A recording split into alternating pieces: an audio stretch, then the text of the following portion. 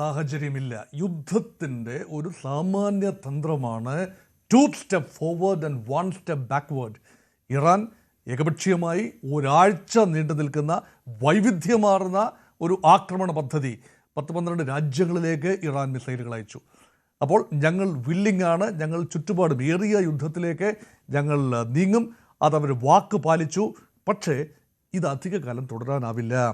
ഏതെങ്കിലും കാരണവശാൽ ഇറാന് ഒരു പ്രതിരോധം അല്ലെങ്കിൽ ഈ മറു ക്യാമ്പിൽ എന്തെങ്കിലും ഒരു സന്ധി ഉണ്ടാവണമെങ്കിൽ അതിൽ നിർണായക സാന്നിധ്യമാകേണ്ടത് ഗൾഫ് രാജ്യങ്ങളാണ്. അപ്പം ഗൾഫ് രാജ്യങ്ങളെ സംബന്ധിച്ചിടത്തോളം അവർക്ക് 2 താല്പര്യങ്ങളാണുള്ളത്. അവരുടെ ഇക്കോണമി മുന്നോട്ട് പോകണം, അതിന് എണ്ണ ഉത്പാദനമുണ്ടാകണം, വിതരണമുണ്ടാകണം, സുഗമമായ വിതരണമുണ്ടാകണം.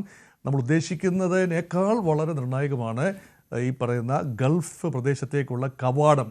ഹോർമൂസ് കടലിടുക്കിന് മേൽ ഇറാൻ ചെലുത്താൻ സാധ്യതയുള്ള സമ്മർദ്ദം അത് ഗൾഫ് രാജ്യങ്ങൾക്ക് താങ്ങാനാവില്ല. എത്രയെല്ലാം വ്യോമ പ്രതിരോധം അമേരിക്കയും ഇസ്രായേലും ചേർന്ന് നൽകിയാലും ഗൾഫ് രാജ്യങ്ങളുടെ എണ്ണ കെട്ടിക്കിടക്കുന്ന അന്തരീക്ഷമുണ്ടായാൽ അവിടുത്തെ ഒരു വ്യവസായ രംഗം വലിയ ബുദ്ധിമുട്ട് നേരിടും. 1. 2, അവിടേക്ക് സപ്ലൈ കടന്നു വരണം. അവിടെ വലിയ രീതിയിൽ ബഫർ സ്റ്റോക്ക് ഒന്നും ഉണ്ടാവില്ല.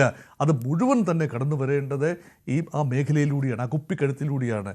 അതുകൊണ്ട് ഹോർമൂസ് കടലിടുക്ക് ഒരു യാഥാർത്ഥ്യമായി നിൽക്കെ അവിടെ തീർച്ചയായും ഇപ്പോഴും കരയിൽ നിന്നുകൊണ്ടോ കടലിൽ നിന്നുകൊണ്ടോ ഇറാന് ആ പ്രദേശത്തെ ബ്ലോക്ക് ചെയ്യാൻ കഴിയും. മൈനുകൾ വാരി വിതറിക്കൊണ്ട് അതിലെയുള്ള കപ്പൽ ഗതാഗതം, ഏത് തരത്തിലുള്ള ജലയാനങ്ങളുടെ നീക്കത്തെയും അകത്തേക്കും പുറത്തേക്കുമുള്ള നീക്കത്തെ കൺട്രോൾ ചെയ്യാൻ കഴിയും, നിയന്ത്രിക്കാൻ കഴിയും.